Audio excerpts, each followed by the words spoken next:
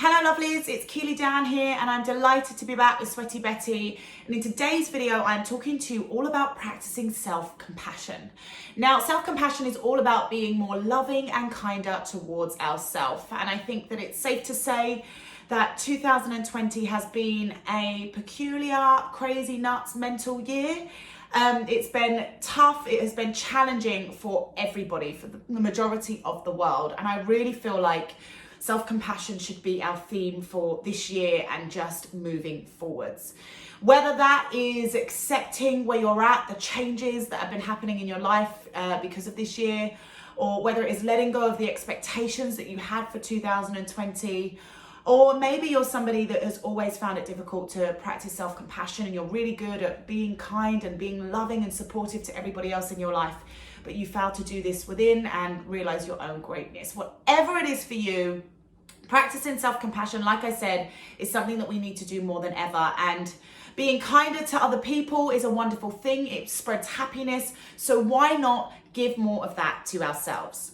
So I've got a short tool that I'm going to share with you today. It is in the form of a 4-letter acronym. That acronym is SAS. Now, if you've seen my other video that I've done with Sweaty Betty, my latest one, it's all about teaching you how to dance like Beyonce. I teach an empowering dance class called Sass and Soul. So this acronym is very fitting and it's really easy for you to remember. SAS. So starting off first with our first letter, which is S. S is for creating space. Now, creating space in your day or in your week is going to enable you to really check in with what is going on for you.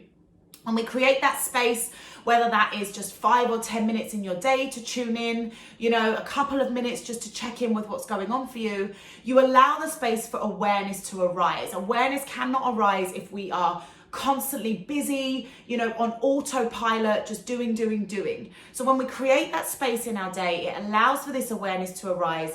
And when we have awareness, we can create change. So it can just be a couple of minutes so that we can then move into our second letter, A, which is to ask ourselves 2 questions. Ask yourself, what am I thinking? And what am I feeling? Because what you're thinking impacts how you're feeling, and what you're feeling, people, impacts how you show up and how you behave. So like I said, if you're somebody that is always busy, that's on autopilot, that doesn't give yourself any space to check in with what's going on with you, the chances are you've got no idea what's going on in your head and then no idea what's going on within emotionally and what you're feeling. If your thoughts are, busy thoughts, fretting about the future or worrying or stressing or, self-loathing, then you're going to feel maybe some anxiety. You might feel more self-loathing, more self-hatred towards yourself. It all has an impact, like I say, on how you show up. So by firstly creating that space to check in with yourself, to create that space for awareness to arise, and then asking yourself these 2 powerful questions, what am I thinking and what am I feeling, is going to help give you the answers to what is going on for you. And when you start to have those answers and you start to explore what is going on for you, you can start to create that change.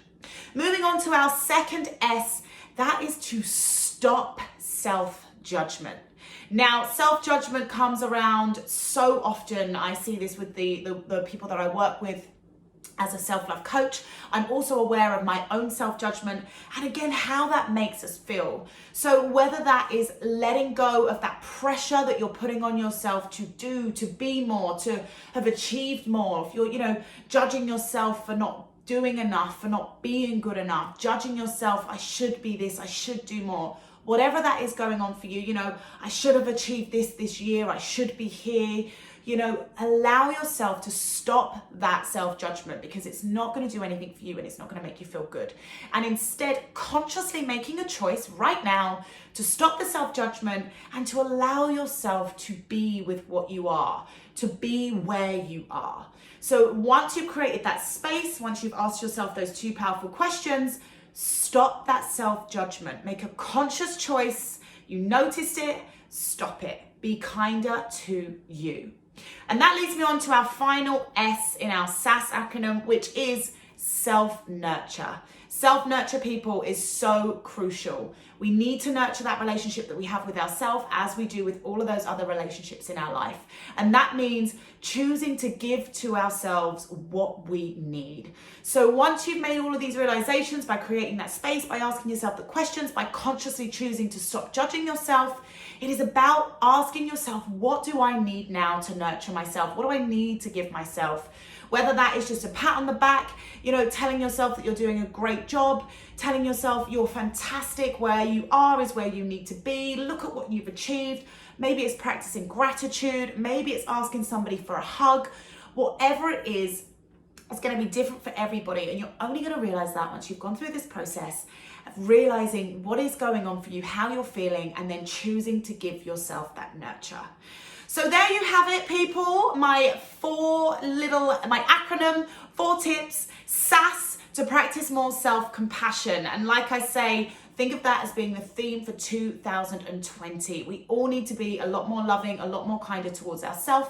It is all about strengthening that relationship that we have with us, because we are the most important person in our lives. I would love to hear how you get on if you do practice this. You can do it within your day. You could just pop it into part of your routine, just every day or every now and again, whatever's works for you, checking in with yourself and making sure that you are giving to yourself whatever it is that you need to be more self-compassionate.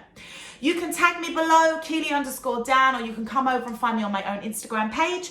And like I said, if you enjoy dance, if you fancy a little shimmy in your front room during this lockdown, head over and find my other video, which I've done for Sweaty Betty, is teaching you how to dance like Beyonce. Keep up those self-loving vibes, people, and I will see you back with Sweaty Betty very, very soon.